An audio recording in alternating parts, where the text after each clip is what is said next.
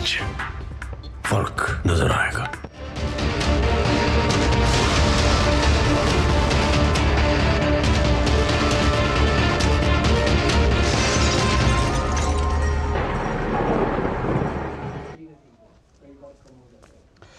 नमस्कार, DD news पर आप दो टूक देख रहे हैं। मैं हूं अशोक श्रीवास्तव। संदेश खाली का खलनायक कल वो गिरफ्तार हो चुका है और कल वो गिरफ्तार हुआ तो पश्चिम बंगाल की पुलिस ने उसे अदालत में पेश किया। फिलहाल वो 10 दिन की पुलिस रिमांड पर है। अदालत में जब संदेश खाली के खलनायक को पेश किया गया तो अदालत ने भी कुछ ऐसी टिप्पणियां की जो ये बताती हैं कि कोर्ट को भी हैरानी हुई थी कि आखिर इतने दिन तक ये व्यक्ति क्यों फरार रहा, कैसे फरार रहा। इतने ज़्यादा मामले संदेश खाली के खलनायक पर हैं, 43 से ज़्यादा मामले हैं कि अदालत को ये कहना पड़ा, शेख शाहजहां के वकीलों को ये कहना पड़ा कि आप 10 साल तक आराम से ये केस लड़ते रहिए। और आज प्रधानमंत्री नरेंद्र मोदी ने आज पश्चिम बंगाल में जब चुनावी सभा नहीं थी, एक सभा थी प्रधानमंत्री नरेंद्र मोदी की। जब प्रधानमंत्री नरेंद्र मोदी ने सभा की तो उसमें चुनावी तड़का जरूर था, क्योंकि अब लोकसभा चुनाव ज्यादा दूर नहीं है। और प्रधानमंत्री नरेंद्र मोदी ने अपनी सभा में संदेश खाली को लेकर कुछ अहम सवाल उठाए। उन्होंने प्रधानमंत्री नरेंद्र मोदी ने ममता दीदी पर सीधा प्रहार किया और प्रहार करते हुए कहा कि आखिर इतने समय तक वो बचता कैसे रहा, क्योंकि आप जानते हैं कि संदेश खाली के खलनायक को पश्चिम बंगाल की पुलिस ने 55 दिन बाद गिरफ्तार किया था, 55 दिन बाद। और गिरफ्तारी के बाद भी जिस तरह से पुलिस के पहरे में, जिस तरह से शेख शाहजहां जिस धमक के साथ, जिस अकड़ के साथ वो गया, उसको देखकर वो जो दृश्य आए, वो जो वीडियो आए, उस वीडियो को देखकर दुनिया ने सवाल उठाए कि दरअसल इसमें पुलिस शेख शाहजहां को पकड़ के ले जा रही है या फिर दरअसल पुलिस जो है उसके पीछे पीछे शेख शाहजहां का अनुसरण कर रही है। एक अलग तरह की एक अकड़ थी शेख शाहजहां की जब उसको पकड़ के ले जाया गया। और इसी अकड़ के चलते संदेश खाली में लोगों को अभी भी आशंका है कि कहीं ऐसा ना हो देर सवेर ये छूट जाए और लोगों की जिंदगी एक बार फिर से हराम हो जाए।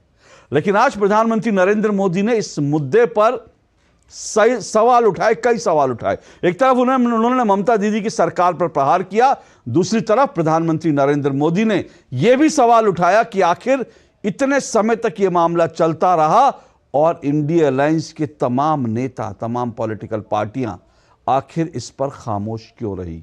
आज दो टूक में इसी मुद्दे पर हम चर्चा करेंगे। 55 दिन तक फरार, आखिर किसने बचाया सरकार? ये सवाल ममता दीदी की सरकार से है, क्योंकि अभी भी आशंका है कि ममता दीदी की सरकार ही शेख शाहजहां को बचा रही थी और इसीलिए 55 दिन तक उसकी गिरफ्तारी लगातार टलती रही। हालांकि वो गिरफ्तार भी 24 परगना में हुआ। बताया ये जा रहा है कि वो एक जो है फार्म हाउस में छिपा हुआ था, लेकिन जिस इलाके में उसका इतना दबाव था, उसका इतना रुतबा था, जिस इलाके में उसका इतना आतंक था, वहां पर वो उसी इलाके में 55 दिन तक आखिर कैसे छुपा रहा। ये तमाम सवाल है जिन पर आज हम चर्चा करेंगे। इससे पहले कि आगे बढ़े, प्रधानमंत्री नरेंद्र मोदी ने अपनी सभा में क्या कुछ कहा वो भी सुन लेते हैं और साथ साथ इसको लेकर के विपक्ष क्या पलटवार कर रहा है, जरा सुनिए उसे।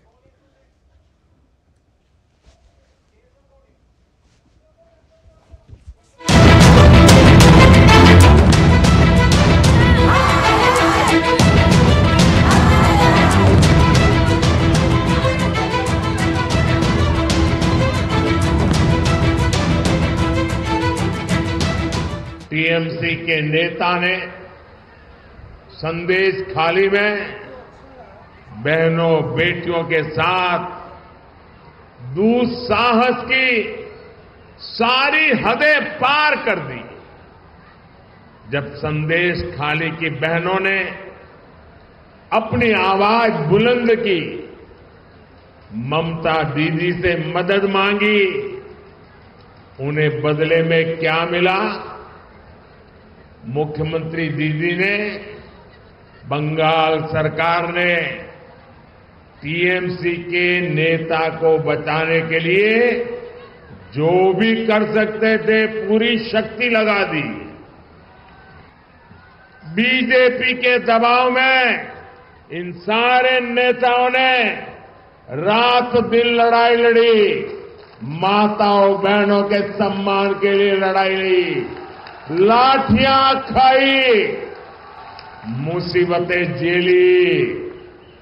बीजेपी के दबाव में आखिरकार कल बंगाल पुलिस ने आपकी ताकत के सामने झुक करके उस आरोपी को गिरफ्तार करना पड़ा। टीएमसी के राज में टीएमसी का ये अपराधी नेता करीब करीब 2 महीने तक फरार रहा। कोई तो होगा ना जो उनको बचाता होगा। देखते हैं कि पश्चिम बंगाल में बीजेपी का हालत बहुत खराब है। प्रधानमंत्री उसको उठाने का कोशिश में लगे हुए हैं, लेकिन हर चुनाव में प्रधानमंत्री बार बार इस प्रांत में आते हैं, उनका कोई असर नहीं होता। इस बार भी वो 3 सभा करेंगे, आज कल और 6 तारीख को, उसका कोई असर नहीं होगा। वो सीट प्रधानमंत्री जीत नहीं पाएंगे। पहले बोलता क्यों अरेस्ट नहीं करता हूँ, फिर अरेस्ट करता है, बोलता है अंडरस्टैंडिंग के पर। अरेस्ट तो हुआ है, बस बात बंद होना चाहिए कि हमारे पश्चिम बंगाल के पुलिस ही अरेस्ट किया है, ईडी सीबीआई नहीं किया। देखिए, प्रधानमंत्री जी अभी चुनावी सफर शुरू कर दिए हैं। ये इलेक्टोरल टूरिज्म आप कह सकते हैं। ये चुनावी यात्रा में चुनावी पर्यटक देश की कोने कोने घूमेंगे, ये स्वाभाविक है। बंगाल के भी दौरा करेंगे, ये भी स्वाभाविक है। और दौरा करने के पहले बंगाल के आम लोगों को गुमराह करने के लिए, निगाहों भटकने के लिए, बरगलाने के लिए तरह तरह की झूठ की पुलिंदा आम लोगों के सामने पेश करेंगे।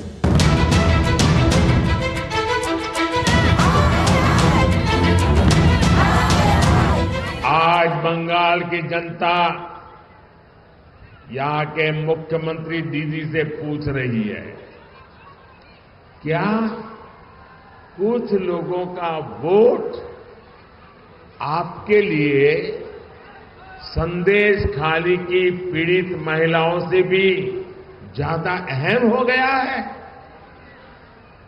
अरे शर्म आनी चाहिए। बंगाल के मेरे भाइयों बहनों,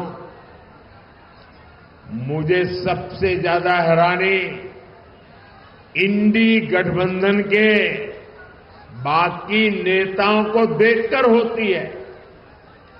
इंडी गठबंधन के बड़े बड़े नेता संदेश खाली पर आंख, कान, मुंह, गांधी जी को जो 3 बंदर दे रहे हैं, उन 3 बंदरों की तरह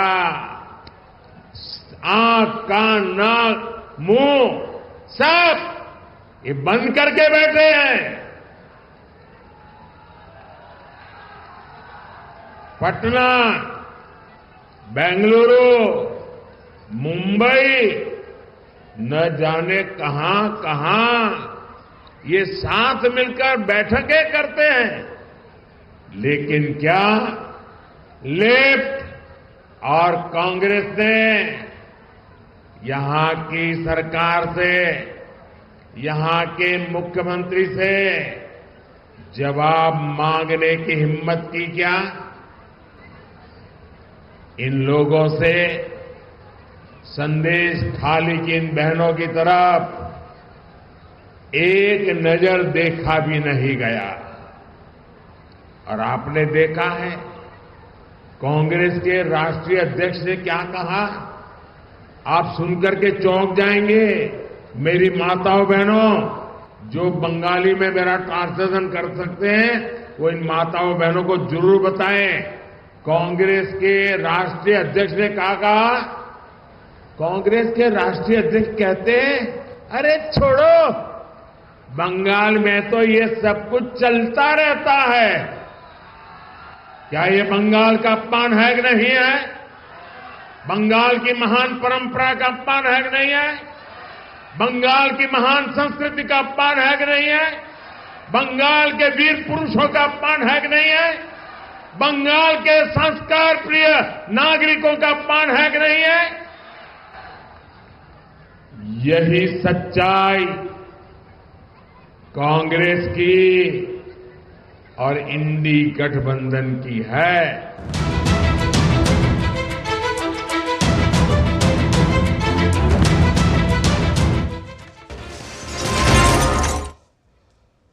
तो सुना आपने, इसको लेकर आज प्रधानमंत्री नरेंद्र मोदी ने अपनी सभाओं में यह मुद्दा उठाया और यह कहा कि संदेश खाली का ये जो खलनायक था आखिर गिरफ्तार तो हुआ, पर कोई तो होगा जो इसको बचाता रहा होगा। ये तमाम सवाल हमारे सामने, हालांकि फिर हम कह रहे हैं शेख शाहजहां जो है पुलिस की इस वक्त हिरासत में है, लेकिन बीजेपी ये भी कह रही है कि दरअसल उसको जिस तरह से रखा गया है, उसको वीआईपी मेहमान बना के रखा गया है, उसके पास मोबाइल और दूसरी तमाम सुविधाएं अभी भी उपलब्ध हैं। इस तरह के आरोप भी बीजेपी ने लगाए हैं। दूसरी तरफ तृणमूल कांग्रेस ने शेख शाहजहां को 6 साल के लिए पार्टी से निकाल दिया है। लेकिन बंगाल ही नहीं, पूरे देश में संदेश खाली एक बड़ा मुद्दा बना हुआ। इसी पर आज चर्चा करेंगे और इस पर चर्चा करने के लिए आज मेरे साथ 4 मेहमान जुड़ रहे हैं। चारों मेहमानों का परिचय करवा दूं। चारू प्रज्ञा मेरे साथ जुड़ गई हैं। चारू प्रज्ञा बीजेपी की प्रवक्ता हैं। चारू प्रज्ञा मेरे साथ अनिर्बान बनर्जी जुड़े हुए हैं। अनिर्बान बनर्जी राजनीतिक विश्लेषक हैं, तृणमूल पार्टी के समर्थक हैं। मेरे साथ ऋषि शंकर मिश्रा राजनीतिक विश्लेषक हैं और अवधेश कुमार जी वरिष्ठ पत्रकार है, स्तंभकार है। आप चारों मेहमानों का बहुत बहुत शुक्रिया, स्वागत। चारू प्रज्ञा जी, मैं आपसे इस डिबेट की शुरुआत कर रहा हूँ। टीएमसी के लोग अब कह रहे हैं कि भाई बंगाल में ये गिरफ्तारी तो हो गई, अब उसके बाद क्या आप लोग चाहते हैं? बार बार इस मुद्दे को उठाया जा रहा है, आज प्रधानमंत्री ने उठाया, तो ये राजनीतिक फायदे के लिए, अब चुनाव सामने है, 24 का चुनाव, तो 24 के चुनाव में एक मुद्दा बनाने के लिए अब आप ये सवाल उठा रहे हैं बार बार, गिरफ्तारी हो गई, अब क्या? अशोक जी नमस्ते। जी नमस्ते। मुझे तो ऐसा लग रहा है कि क्या अब हमें धन्यवाद बोलना पड़ेगा पश्चिम बंगाल की पुलिस का कि कम से कम फूल मालाओं से स्वागत नहीं किया आरोपी का। क्या ये चाह रही है पश्चिम बंगाल की पुलिस या वहां के नेतागण जो टीएमसी के हैं और अब तक संरक्षण देते आए हैं, ना केवल शेख शाहजहां को, पर शेख शाहजहां जैसे बहुत सारे लोगों को जिन्होंने एक ऑर्गेनाइज्ड सिस्टमैटिक तरीके से महिलाओं का शोषण किया सालों तक। 55 दिन नहीं लगते उसको पकड़ने में, अगर स्टेट पुलिस उसको बचा नहीं रही होती, अगर पूरा का पूरा एडमिनिस्ट्रेशन उसको बचाने में अपना पूरा समय नहीं लगा रहा होता। ये सच्चाई है, क्योंकि उसको अरेस्ट भी क्यों करा गया इसकी वजह जाननी जरूरी है। जब कलकत्ता हाई कोर्ट ने ये कहा कि शेख शाहजहां के ऊपर 42 से भी ज्यादा मुकदमे हैं और इन मुकदमों को देखते हुए 10 साल तक उसको उलझा के रखा जाएगा, उसको जेल की सलाखों के पीछे रखा जाएगा और ईडी और सीबीआई के ऊपर जो लगी हुई स्टे थी वो हटाई गई, तो इन सारे एक्शन से डर के पश्चिम बंगाल की पुलिस को लगा होगा कि अरे इसको सामने ले आते हैं, अगर ईडी पकड़ के ले गई तो फिर हमारे पल्ले नहीं पड़ेगा और हम इसको बचा नहीं पाएंगे। तो आप एक बात समझिए और ये जरूरी है कि दर्शक भी ये बात समझे, शेख शाहजहां को पकड़ना या अरेस्ट करना, उसको अरेस्ट करना नहीं है, उसको बचाना है, क्योंकि ये पश्चिम बंगाल की पुलिस ने किया है। ये सच्चाई है। जिस रॉब के साथ वीआईपी की तरह वो चलकर आए थे डिस्ट्रिक्ट कोर्ट में, वो किसी भी नजरिए से ऐसे लग रहे थे कि जो बचते बचाते पुलिस से डरते घूम रहे हो। कहीं उनके चेहरे पर डर था? नहीं। तो चारू जी एक सवाल ये है कि भाई कोर्ट ने तो कहा था ईडी भी गिरफ्तार कर सकती है, पुलिस भी गिरफ्तार कर सकती है, तो फिर ईडी ने क्यों नहीं गिरफ्तार किया? अगर आप लोगों को लगता है कि उसको पुलिस ने गिरफ्तार इसलिए किया ताकि उसको बचाया जाए। पुलिस ने इसलिए गिरफ्तार किया, उसको बचाया जाए, क्योंकि पुलिस जो उनको सुविधाएं दे सकती है वो ईडी सीबीआई थोड़ी देगी। ईडी और सीबीआई वाले तो उनको एक लाइन में खड़ा करके ये बोलेंगे कि आपने जमीन हड़पी, उसका आप पूरा हमको डिटेल्स बताइए, इन महिलाओं के साथ क्या क्या चल रहा था आप उसका हमको डिटेल्स बताइए। देखिए, महिलाओं में आज बोलने की हिम्मत भी क्यों आई? वो इसीलिए आई क्योंकि ईडी गई थी सर्च वारंट लेके दरवाजा खटखटाने शेख शाहजहां का, वहीं से ये सारा सिलसिला शुरू हुआ है अशोक जी। और आज जो महिलाएं एक दूसरे के गालों पर गुलाल लगा रही हैं, उनको केवल इसी बात की खुशी है कि ये इंसान झुका तो पकड़ में तो आया। लेकिन जब तक ये पश्चिम बंगाल की पुलिस के पास है, मुझे नहीं लगता ये जांच आगे पहुंचेगी, क्योंकि पुराने सारे केसेस में सुप्रीम कोर्ट ने ये कहा है, और मैं अभी पोस्ट पोल वायलेंस की बात कर रही हूँ, 400 नोटिस दिए हैं सुप्रीम कोर्ट ने, और यही कहा है कि पश्चिम बंगाल की जो पुलिस है वो पॉलिटिकल पेट्रोनेज देती है, मदद करती है गुनहगारों की जो टीएमसी से जुड़े हुए हैं। और मेरे पास एक बहुत लंबी लिस्ट है ऐसे केसेस की अशोक जी, अगली बार मेरे पास मैं आऊंगा, मैं पढ़ के सुनाऊंगी। ठीक है, लेकिन बिल्कुल। सुप्रीम कोर्ट ने ये कहा है वहां वकीलों को डराया धमकाया जाता है, इन्वेस्टिगेशन सही नहीं चलता, ठीक इसलिए है। सारे इन्वेस्टिगेशंस को पश्चिम बंगाल के बाहर निकाला जाए। ओके, मैं आऊंगा आपके पास, जो लंबी चौड़ी लिस्ट है उस पर भी जरूर बात करेंगे। लेकिन अनिर्बान बनर्जी जी, अनिर्बान जी, सवाल दो इंपॉर्टेंट सवाल हैं। एक, कोई तो होगा जो इतने दिन तक बचा रहा होगा, और दूसरी जो आशंका जताई जा रही है कि पुलिस ने उसको गिरफ्तार तो किया है लेकिन खातिरदारी बहुत हो रही है, और अभी भी इस बात की आशंका है कि इस जांच में जो है वो दरअसल निष्पक्ष जांच होगी और कड़ाई से जांच होगी। देखिए सर, यहाँ पुलिस के घेरे में शेख शाहजहां को कैसे ले जा रहा है, इसको लेकर बीजेपी को बहुत चिंता हो रही है। तो क्या मुझे याद दिलाना है कि यूपी मॉडल जो डबल इंजन का सरकार है, वहाँ पुलिस के घेरे में आरोपी को खून कर दिया जाता है। कैमरे के सामने पुलिस वाले खड़े रहते हैं और वो शूटर्स आके दोनों आरोपी को खून करके चला जाता है। तो ऐसा मॉडल जिनका गवर्नमेंट का है वो यहाँ सवाल उठा रहे हैं। सेकंड क्वेश्चन है कि ईडी सीबीआई पर भी कोई रोक नहीं था, ये आप खुद कह रहे थे। हाई कोर्ट ने भी ये बताया कि कोई भी उनको अरेस्ट कर सकता है। तो अरेस्ट किसने किया भाई? वेस्ट बंगाल पुलिस ने किया। अब सवाल उठ रहा है कि 50-55 दिन तक क्या कर रहे थे। इसको लेकर 7 फरवरी को जस्ट डिवीजन बेंच का जो ऑर्डर था पैरा नंबर 8 पर स्पेसिफिकली वेस्ट बंगाल पुलिस पर रोक लगाया हुआ था। वहां ईडी और सीबीआई पर कोई रोक नहीं था, तो वो क्यों अरेस्ट नहीं कर रहे थे? जिस दिन हाईकोर्ट ने क्लैरिफिकेशन दे दिया कि भाई साहब आप कोई भी, वो सीबीआई हो, वो ईडी हो, वो वेस्ट बंगाल पुलिस हो, आप अरेस्ट कर सकते हैं। तो पहले अरेस्ट किसने किया 2 दिन के अंदर? वेस्ट बंगाल पुलिस ने किया। तो बीजेपी को खुद अपनी लॉजिक क्या वो बता रहा है, खुद पता नहीं है। उनको खुद पता नहीं कि ईडी का काम क्या है। अभी चारू जी कह रहे थे कि जमीन हड़पने के मामले में ईडी उनको सवाल करेंगे। अभी कह रहे थे कि महिलाओं को जो मुद्दा है उनमें ईडी सवाल करेंगे। अरे ईडी ऐसा काम कब से कर रहा है? उनका काम तो आ रहा हूं, कोई नहीं, चारू जी रिस्पॉन्ड कर, आप रिस्पॉन्ड कीजिएगा, 1 मिनट की बात पूरी हो जाए, मैं आपको मौका दूंगा जी। तो ईडी जिसका जांच कर रहा था 5 जनवरी जिसके लिए गए थे, वो राशन का जो मामला है वो है। वहां पर ये जमीन हड़पना या महिलाओं का जो मुद्दा, ये कुछ नहीं है। ईडी के पास ऐसा कुछ नहीं है। और जो अभी क्वेश्चन उठ रहा था, हाँ, तो अभी जो क्वेश्चन उठ रहा है अनिर्बान जी, यहाँ पर एक चीज स्पष्ट हो जाए कि जाहिर सी बात है, ईडी जब गई थी तो वो राशन घोटाले के लिए गई थी, लेकिन उसके बाद जो कुछ हुआ तो बहुत सारे मामले महिलाओं ने पहली बार इस तरह से आकर बोलना शुरू किया, तब सारे मामले खुले, नहीं तो उससे पहले तो इतने दिनों तक वो मामले सामने ही नहीं आ रहे थे। नहीं, आप अब सही बता रहे हैं। तो वो मामले जब सामने आए तो टीएमसी के जो कार्यकर्ता है, वो शिबू हाजरा हो या उत्तम सरदार हो, उनको तुरंत अरेस्ट कर लिया गया।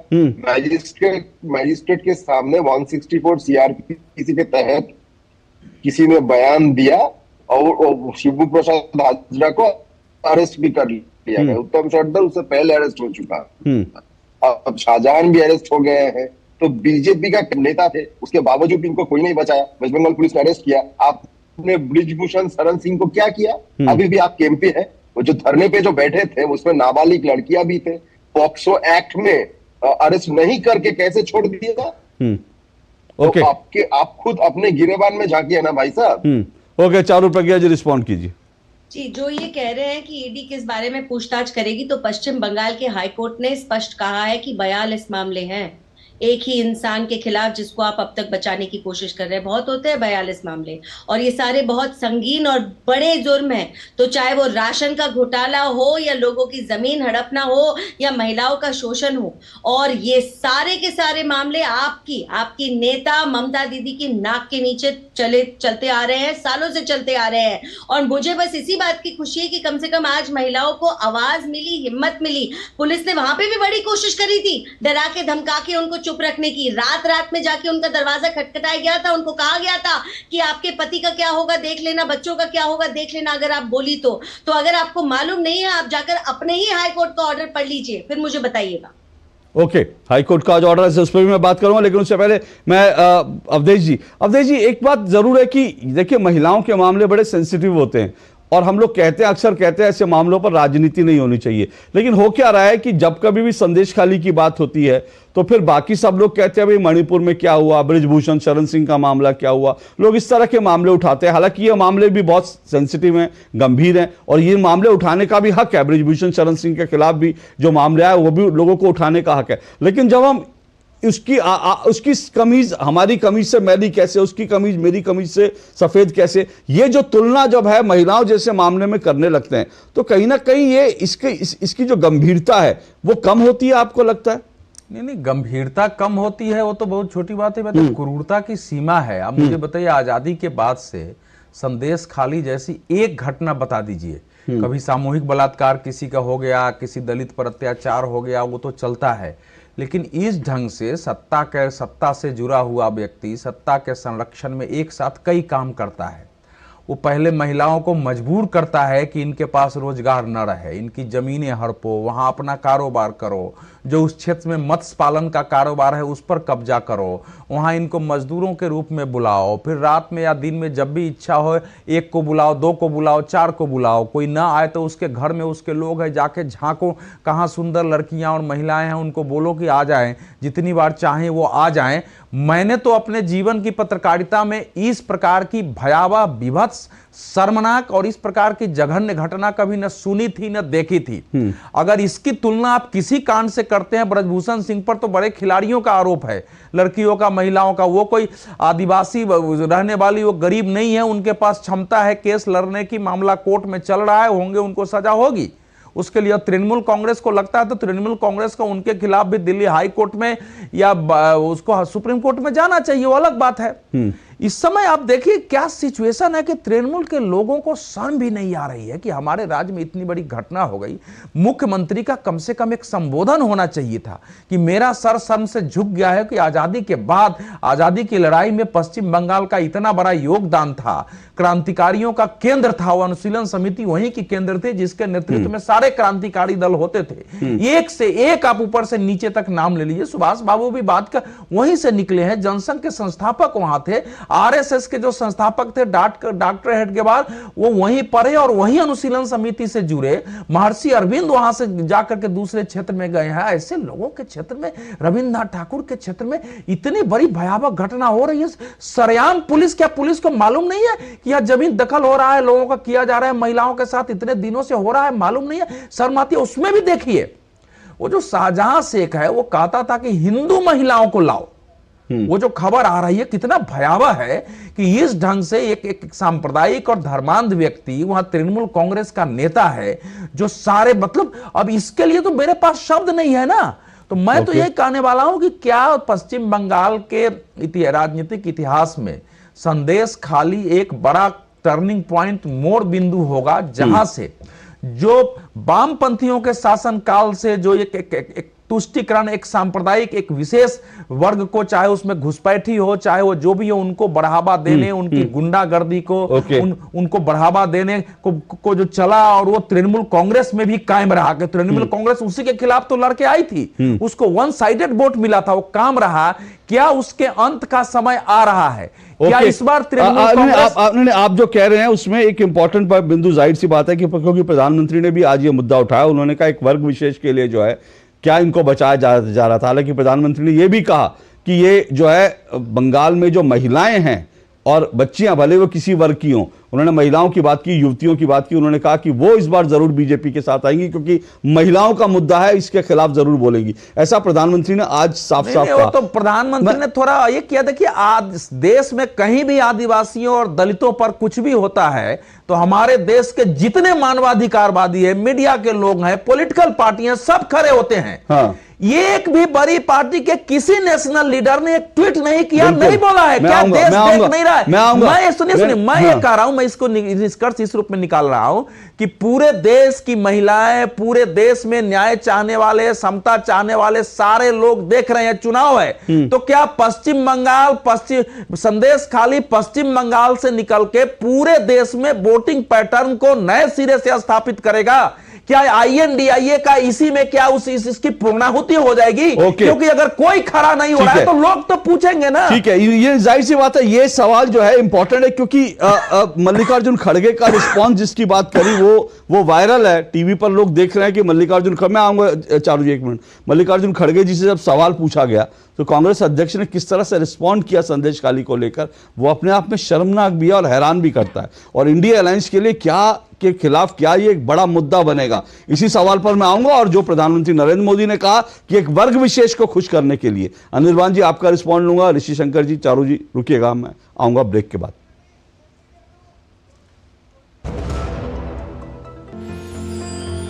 साल, बरस और सदी नहीं, एक युग गुजर जाएगा, उम्र न पूछो वंडर की, जब फर्क नजर आएगा। वंडर सीमेंट, फर्क नजर आएगा। टेक स्टार्टअप सॉलिड था, प्लान था कड़क, करना था समथिंग ग्रेट, पर शुरू से प्रॉब्लम्स ने घेरा यूं कि बिजनेस हुआ अपना लंबे। बिजनेस गुरु की जरूरत थी खास, सीधे गए SBI स्टार्टअप ब्रांच में तो खुल गया success. Startup advisory and support SBI startup branch पे। बाबा हमारे लिए कितनी मेहनत करते हैं, कितना कितना वजन उठाते हैं।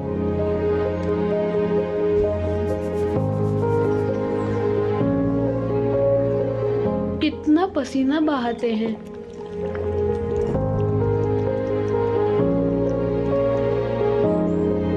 कड़ाके की ठंड से लड़ते हैं। हमें मजबूत बनाते हैं बाबा, पर बाबा को मजबूत कौन बनाता है? मोदी जी। 1.5 गुना MSP देकर, किसान सम्मान का उपहार देकर, ऑनलाइन मंडियां खोलकर, फसल बीमा का कवरेज बढ़ाकर, नैनो यूरिया की बड़ी ताकत देकर, बीज से बाजार तक मजबूत कड़ी जोड़कर।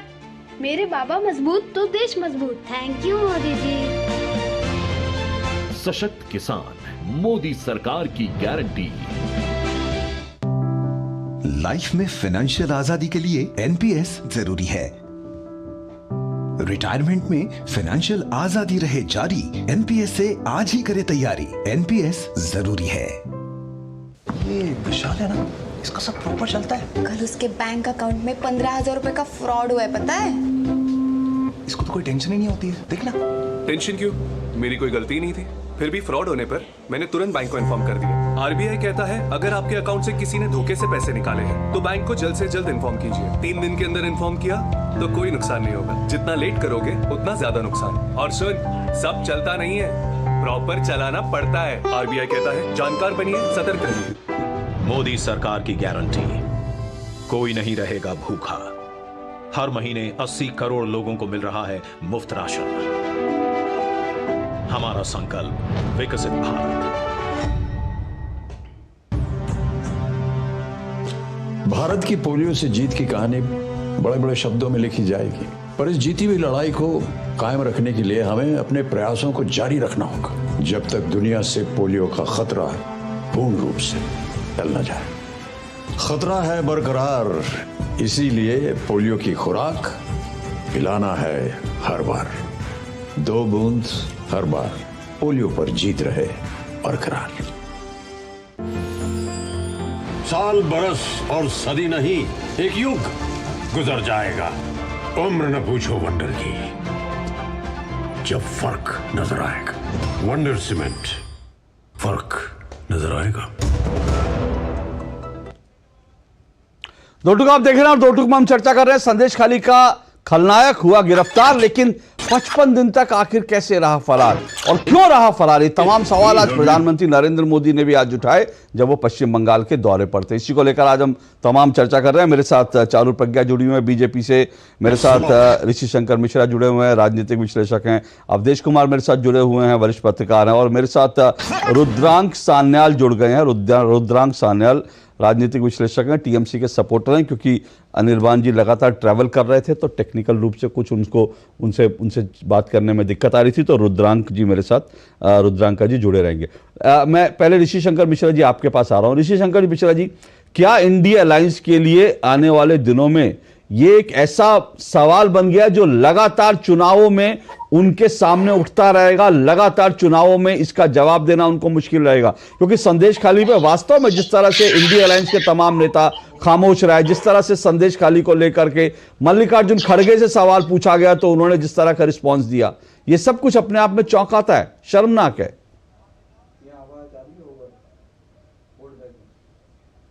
ऋषि शंकर मिश्रा की आवाज दीजिए। आ रही है? जी जी जी बोलिए। देखिए अशोक जी, कोई भी व्यक्ति यदि उस समाज के लिए खलनायक हो तो किसी भी पॉलिटिकल पार्टी के लिए नायक नहीं हो सकता है। और उस खलनायक को कोई पॉलिटिकल पार्टी डिफेंड करती है तो ये इससे बड़ा शर्मनाक चीज कुछ नहीं हो सकता है। जिस व्यक्ति पे 42 से अधिक अलग अलग मामले को लेकर मुकदमा है, उसको टीएमसी सरकार बचाती है तो इससे बड़ा दुख की बात क्या हो सकती है।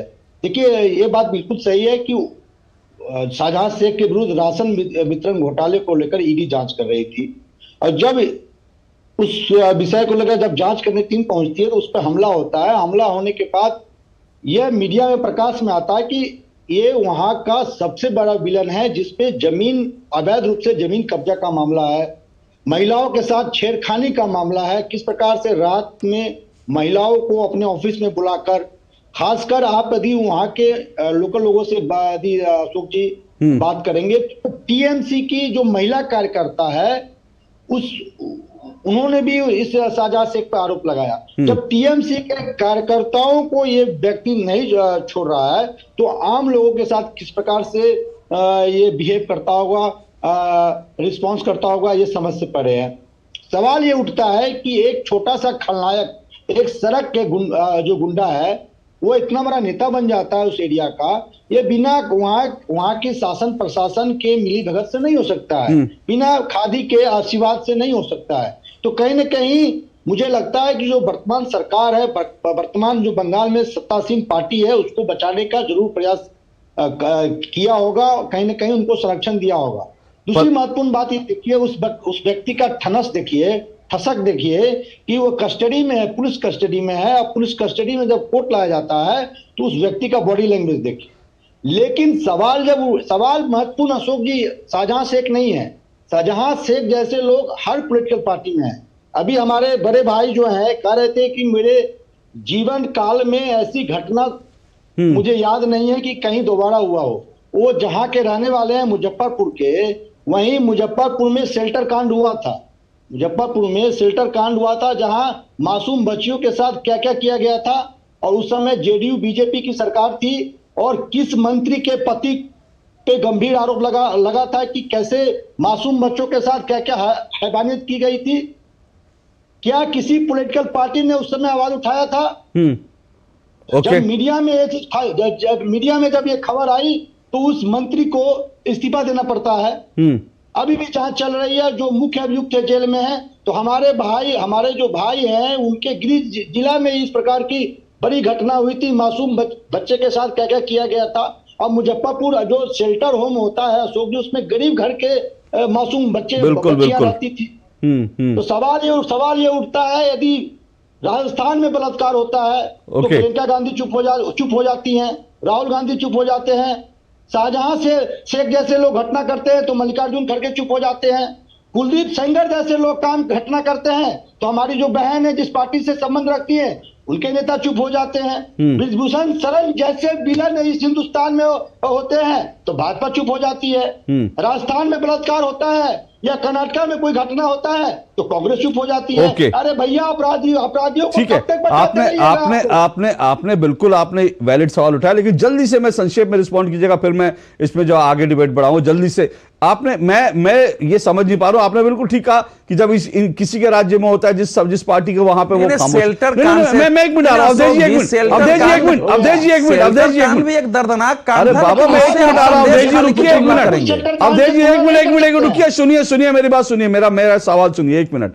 ऋषि शंकर मिश्रा जी, मैं ये कह रहा हूं मुझे ये बात समझ में नहीं आ रही, ममता दीदी के साथ तो कोई समझौता नहीं है कांग्रेस का अब तक, लेकिन मल्लिकार्जुन खड़गे ममता दीदी के बचाव में क्यों आते हैं? मुझे हैरानी इस बात पे होती है। राजस्थान में कांग्रेस की सरकार के बचाव में खड़गे आते हैं और समझ में आता है, उनके किसी अपने राज्य में कांग्रेस के राज्य में होता है, खड़गे जी चुप हो जाते हैं, प्रियंका राहुल चुप हो जाते हैं, समझ में आता है। लेकिन पश्चिम बंगाल के खलनायक को, ममता दीदी के खलनायक को बचाने के लिए जो है वो खड़गे आते हैं, ये बात हैरान करती है। उसमें क्या तकलीफ है खड़गे जी को बोलने में?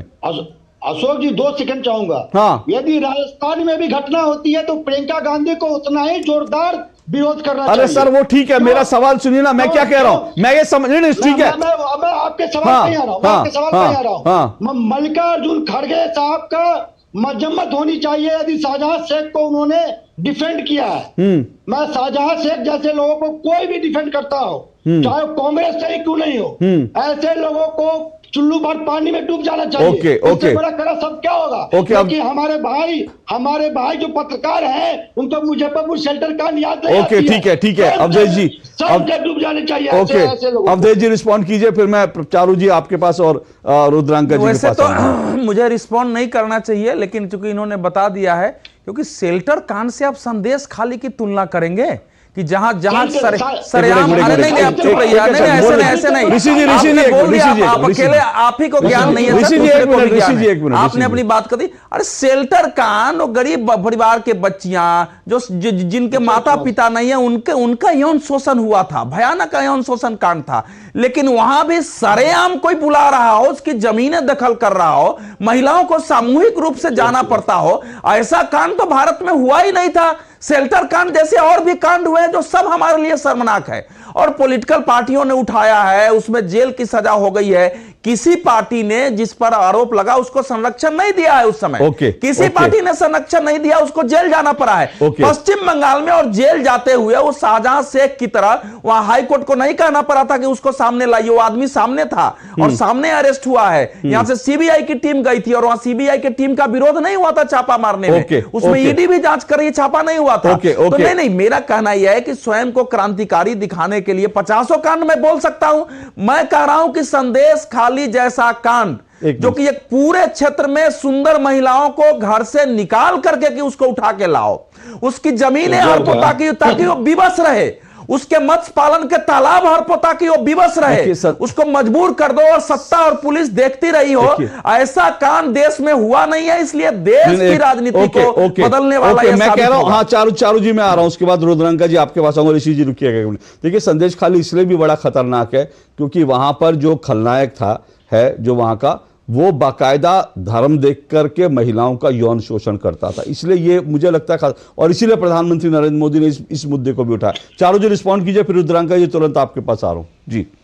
प्रधानमंत्री जी ने एक बात आज अपनी स्पीच में फिर से हमको याद दिला दी।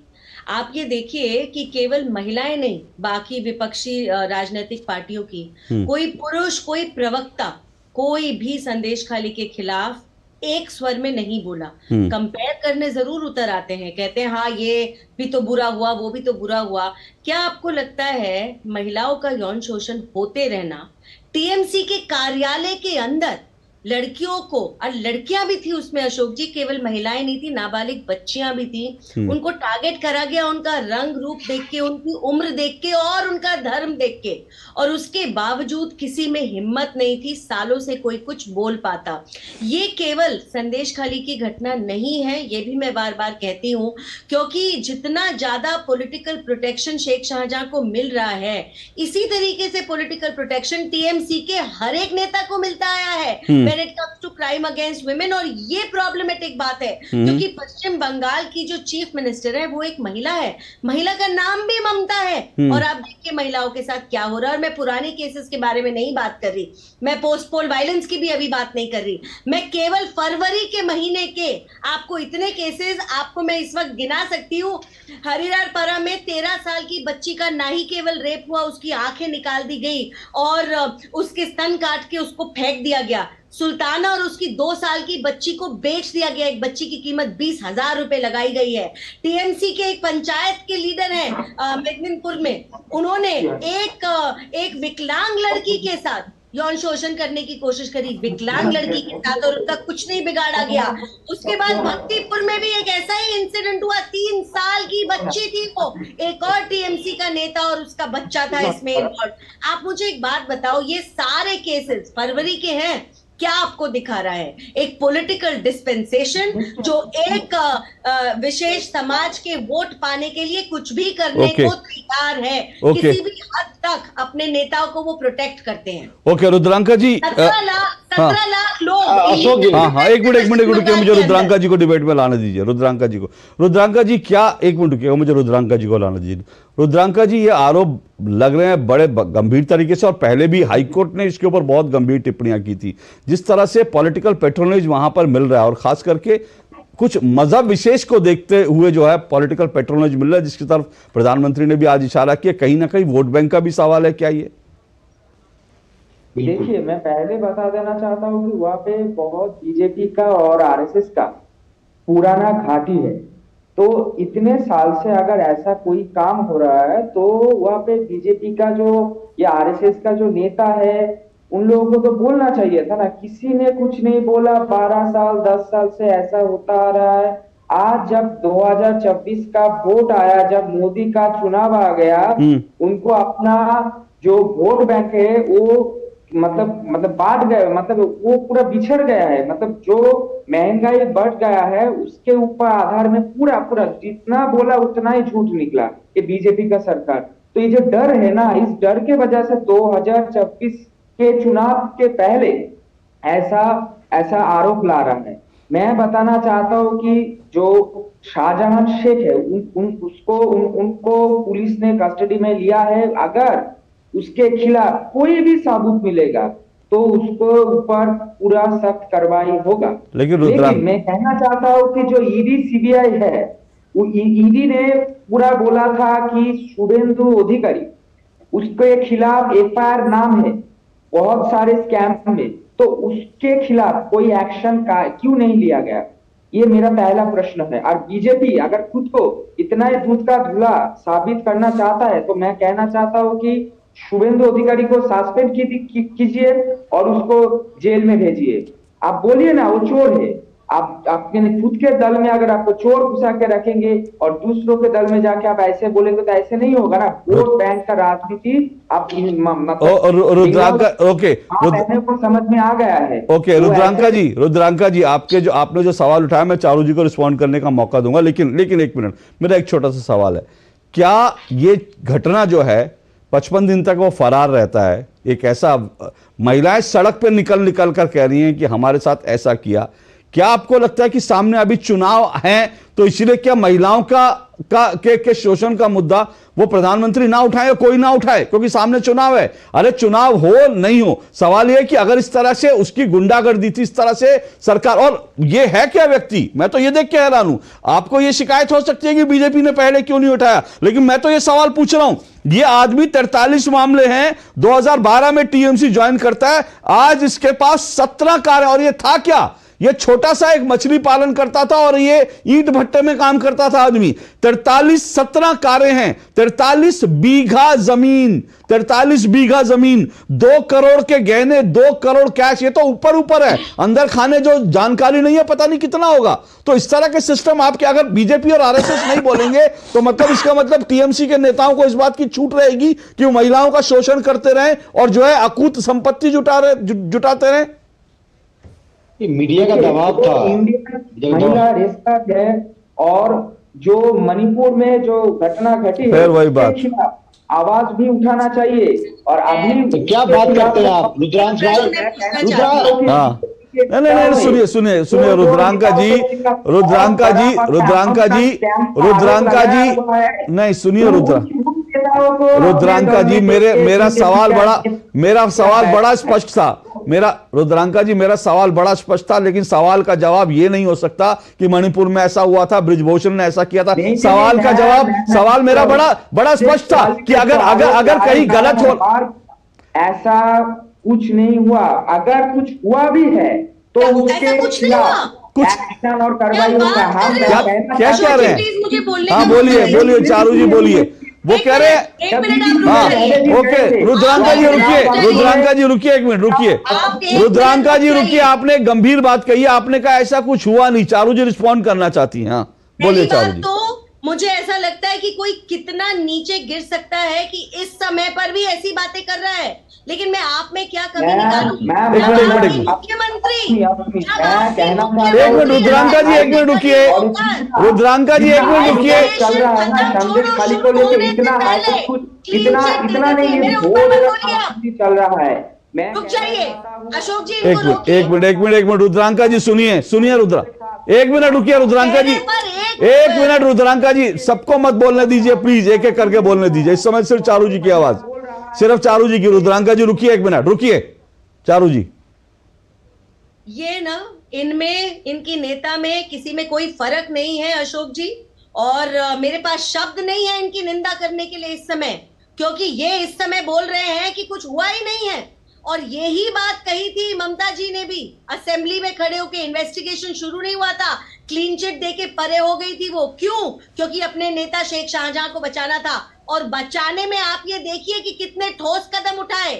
एक शिबू था, उसको पार्टी से निकाल दिया। उत्तम सरदार था, पार्टी से निकाल दिया। शेख शाहजहां को पार्टी तक से नहीं निकाला, जिसके ऊपर 42 मुकदमे हैं, पार्टी तक से नहीं निकाला कल तक। और मैं फिर एक बात दोहरा रही हूँ, पश्चिम बंगाल पुलिस ने उसको अरेस्ट किया है, उसको बचाने के लिए, सजा देने के लिए नहीं। और अगर इसमें हिम्मत है तो इस बात को एडमिट करें। एक आदमी टीएमसी से ये नहीं बोल सकता कि हम इंसाफ दिलाएंगे संदेश खाली की महिलाओं को। यहाँ पर बैठ के इधर उधर की बातें करते हैं। ओके रुद्रांका जी, आपने जो दो बातें कही, मुझे लगता है उस पर मुझे भी घोर आपत्ति है। आपने कहा ऐसा कुछ नहीं हुआ, और दूसरी बार आपने कहा इतना बड़ा नहीं हुआ। मतलब कितना बड़ा आप चाहते हैं? आप कितना? नहीं आप बातों का नहीं, आप सुनिए, मैं कहना चाहता हूँ ये कि अभी शेख शाहजहां के खिलाफ उसको दल से सस्पेंड किया गया है, उसको बंगाल पुलिस ने अरेस्ट किया है, उसके खिलाफ सख्त से सख्त कार्रवाई होगी अगर उसके खिलाफ कोई प्रमाण मिल जाए। मैं कहना चाहता हूँ कि बीजेपी के नेताओं वोट से पहले जो हवा में बातें छोड़ देते हैं, ओके, तो ऐसी बात है जैसे शेख शाहजहां को आरएसएस और बीजेपी ने पैदा कर दिया।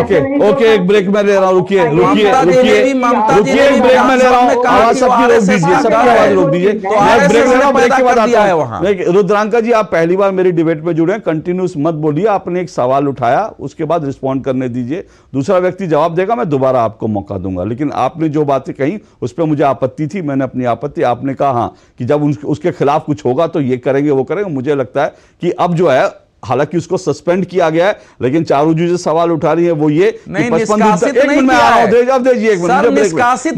है। निलंबित किया है, निलंबित किया है, लेकिन ऐसे आदमी को निलंबित किया जाता है कि 6 साल बाद फिर पार्टी में आ जाए। 6 साल के लिए यही तो वोट बैंक है, एग्जैक्टली, यही तो 29-30% वोट बैंक है कि आप ऐसे आदमी को निष्कासित नहीं करते हैं, घोषित नहीं करते हैं कि तृणमूल कांग्रेस का उससे कोई संबंध नहीं। मैं एक छोटा सा ब्रेक ले रहा हूं, ब्रेक के बाद आऊंगा जी।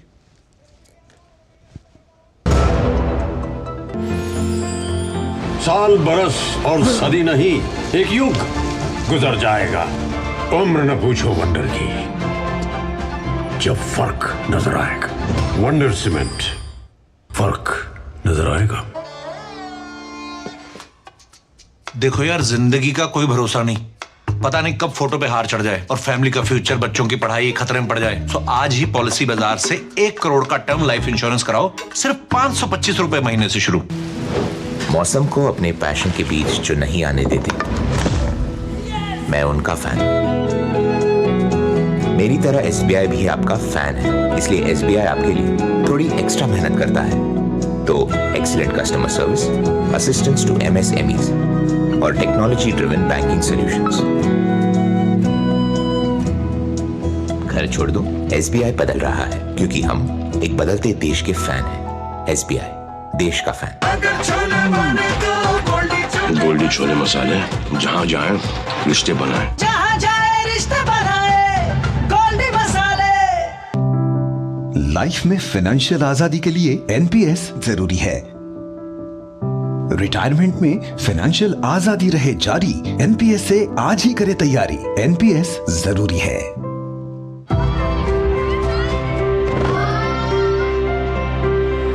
माँ हमें दुनिया की काली नजर से बचाती है।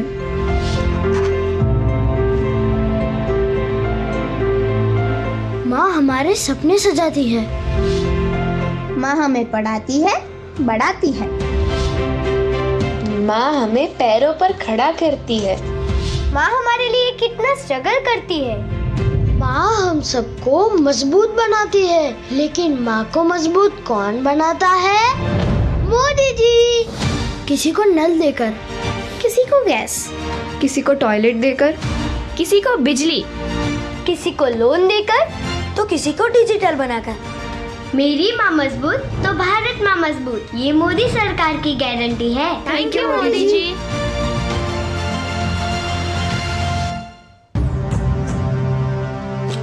भारत की पोलियो से जीत की कहानी बड़े बड़े शब्दों में लिखी जाएगी, पर इस जीती हुई लड़ाई को कायम रखने के लिए हमें अपने प्रयासों को जारी रखना होगा जब तक दुनिया से पोलियो का खतरा पूर्ण रूप से टल न जाए। खतरा है बरकरार, इसीलिए पोलियो की खुराक पिलाना है हर बार। 2 बूंद हर बार, पोलियो पर जीत रहे बरकरार। ड्रीम कार है मेरी। म्यूचुअल फंड से इस ड्रीम को अपना गोल बना ले।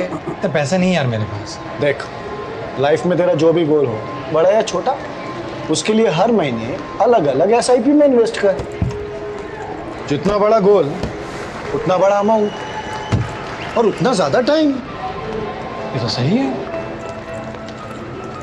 म्यूचुअल फंड निवेश बाजार जोखिमों के अधीन है। योजना से जुड़े सभी दस्तावेजों को ध्यान से पढ़ें। साल, बरस और सदी नहीं, एक युग गुजर जाएगा। उम्र न पूछो वंडर की, जब फर्क नजर आएगा। वंडर सीमेंट, फर्क नजर आएगा। दोस्तों आप देख रहे हैं संदेश खाली पर हम चर्चा कर रहे हैं। इससे पहले कि मैं विषय पर एक बार फिर आऊं, लेकिन उससे पहले आज बता दूं कि आज शुक्रवार है और आज वक्त है हमारे आज के सवाल का, क्विज का। तो तैयार हो जाइए। हमारा आज का जो सवाल है, इसका जवाब देकर, सही जवाब देकर आप आकर्षक इनाम जीत सकते हैं। तो हमारा आज का जो सवाल है आपकी स्क्रीन पर है। आज का हमारा सवाल है, which election commission of India app help support person with disabilities in availing various facilities by ECI from registration of polling day. यानी कि पोलिंग के दिन पर इलेक्शन कमीशन का ऐसा कौन सा जो है वो उनका ECI का रजिस्ट्रेशन जहां कर सकते हैं कि आप, जिससे कि जो डिसेबल पर्सन हैं यानी जो दिव्यांग हैं उनको मदद मिल सके। उसके लिए ECI क्या क्या फैसिलिटी होती है, इसका सही जवाब आप हमारे सोशल मीडिया हैंडल पर जो है वो टैग करके दे सकते हैं। जो लोग सही जवाब देंगे उनको आकर्षक इनाम मिल सकते हैं। चलिए एक बार फिर आता हूं आज के विषय पर, एक बार फिर आज के विषय पर लौटते हैं। वक्त कम है, बहुत जल्दी से आखिरी कमेंट के लिए मैं आ रहा हूं। ऋषि शंकर मिश्रा, कुल मिलाकर मैंने जो सवाल उठाया था, देखिए आपने जो शुरू में कहा वो सब वैलिड बातें हैं, मैं आपकी हर बात से सहमत हूं। क्या मेरा सवाल है, क्या ये इलेक्शन में 24 के चुनाव में संदेश खाली क्या बार बार हॉन्ट करेगा संदेश खाली का मुद्दा इंडिया अलायंस को? क्योंकि इंडिया अलायंस के नेताओं ने इस पर खामोशी, और बड़ी आपराधिक खामोशी इस पर रही उनकी। देखिए बिल्कुल इम्पैक्ट पड़ेगा, और आपको ज्यादा दूर जाने की जरूरत नहीं है। राजस्थान में उदयपुर कांड की जिस प्रकार से प्रधानमंत्री ने जोरदार ढंग से राजस्थान विधानसभा चुनाव में रखा और उसका फायदा बीजेपी को मिली भी, मुझे लगता है कि 2024 लोकसभा चुनाव में संदेश खाली जैसे जो गंभीर मुद्दे हैं उसका सिर्फ बंगाल में ही नहीं, आपको उत्तर भारत में इसका प्रभाव पड़ने जा रहा है। और मुझे प्रधानमंत्री एक बेहतर कम्युनिकेटर हैं और उसको कहीं न कहीं वो बार बार उठाएंगे। और ये मैं मानता हूं व्यक्तिगत रूप से कि राज्य सरकार का इसमें कहीं न कहीं फेल्यूर है। आप समय रहते कार्रवाई एक्शन ले लिया होता तो ये दिन आपको देखने को नहीं मिलते। लेकिन अशोक जी, लास्ट में मैं अपने दिल की बात करना चाहूंगा। विडम्बना ये है कि तमाम पॉलिटिकल पार्टी ऐसे मुद्दों पर तेरा और मेरा करके बिल्कुल को पर्दा डालने का काम करते हैं। चाहे वो कांग्रेस की प्रियंका गांधी हो, चाहे बीजेपी के तमाम वो नेता हो। जब उत्तर प्रदेश में ऐसी घटना होती है तब चुप्पी साथ देते हैं। चाहे कांग्रेस के राहुल हो या प्रियंका हो, राजस्थान में जब उदयपुर या जोधपुर में ऐसी घटना होती है बिल्कुल चुप्पी साथ बिल्कुल ऐसी घटनाओं पे तेरा मेरा नहीं होना चाहिए। मेरा क्रिमिनल बनाम तेरा क्रिमिनल ये नहीं होना चाहिए। जल्दी से रुद्रांका जी, आपका आखिरी कमेंट, क्या उम्मीद करें अब जो है दूसरा संदेश खाली नहीं होगा और जो शाहजहां शेख के खिलाफ कड़ी से कड़ी कार्रवाई होगी, महिलाओं को इंसाफ मिलेगा? देखिए, अगर शाहजहां शेख ने कुछ गलत किया है, उसके खिलाफ जो सवाल उठे, उसका अगर प्रमाण मिल जाए तो उसको हिफाजत में लिया गया है, उसके खिलाफ सख्त से सख्त कार्रवाई। आपको अभी भी लगता है कैमरे के सामने आके जो महिलाएं बोल रही हैं वो झूठ बोल रही हैं? रुद्रांका जी, टीएमसी के कार्यकर्ताओं ने आरोप लगाया है। महिलाओं के साथ उनको मैं छोड़ूंगा नहीं। अरे भैया, टीएमसी के कार्यकर्ताओं, रुद्रांका जी, ओके, रुद्रांका जी, आप अभी भी कह रहे हैं अगर मगर, मुझे समझ में नहीं आता अगर मगर, इतना अगर मगर क्यों? चारू जी रिस्पॉन्ड कीजिए। मैं पश्चिम बंगाल की जनता से इस समय एक विनती करना चाहती हूँ। चाहे पिछले चुनाव की बारी हो, इस बार संदेश खाली की बारी हो, या बीच में होने वाले हर दिन एक नए हादसे की बारी हो, ये मुख्यमंत्री, ये डिस्पेंसेशन, ये पॉलिटिकल पार्टी और इसके सारे नेता महिलाओं के खिलाफ सबसे पहले खड़े हैं, लाइन में सबसे आगे लगे रहते हैं और ये आवाज नहीं उठा पाते। जब आपके शो पर देश के सामने टीएमसी के प्रवक्ता ये कह रहे हैं अभी भी कि कुछ गलत नहीं हुआ, अशोक जी आप ये सोचिए जमीन पे क्या हालत है। ये वो समय है कि हम याद रखें कि हमारी देश में जो महिलाएं हैं, देखिए शाहजहां के खिलाफ ओके आपको मेरी बात चुभी, यही बहुत है मेरे लिए। आपको मेरी बात चुभी, शायद यही बहुत है मेरे लिए।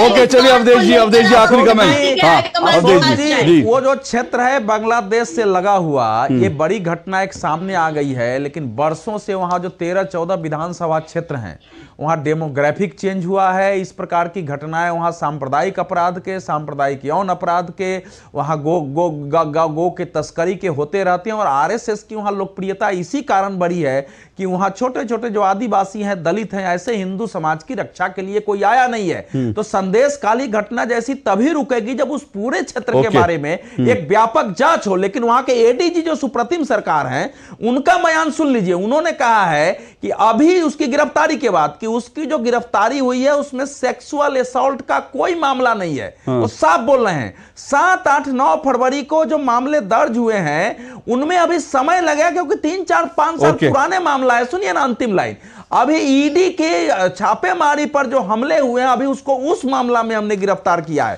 तो जब एडीजी एडिशनल डायरेक्टर जनरल, इसका मतलब अभी महिलाओं को इस इंसाफ के लिए एक लंबी लड़ाई करनी पड़ेगी और पूर्ण देश में ये बड़ा मुद्दा बनना चाहिए। लोगों को पूछना चाहिए, आवाज उठानी चाहिए, क्योंकि ये इस प्रकार से एक सेकुलर कंट्रीज में मुद्दा तो ये बन चुका है। मुद्दा तो ये बन चुका है और जाहिर सी बात है ये मुद्दा आगे भी बना रहेगा। लगातार ये मुद्दा जो है चुनाव में भी उठेगा, क्योंकि जिस तरह से आज प्रधानमंत्री ने सवाल उठाए और जिस तरह से इंडिया अलायंस के नेता अभी भी इस पूरे मसले पर खामोश हैं, उनकी खामोशी पर भी सवाल उठेंगे। ममता दीदी की और उनके साथ जो टीएमसी के लोग हैं, शेख शाहजहां जैसे लोग, उन पर भी लगातार सवाल उठेंगे। लेकिन आज समय इतना ही है। बहुत बहुत शुक्रिया मेरे सभी मेहमानों का दो टूक में शामिल होने के लिए। आज बस इतना ही। आपसे फिर मुलाकात होगी। इजाजत दीजिए। नमस्कार।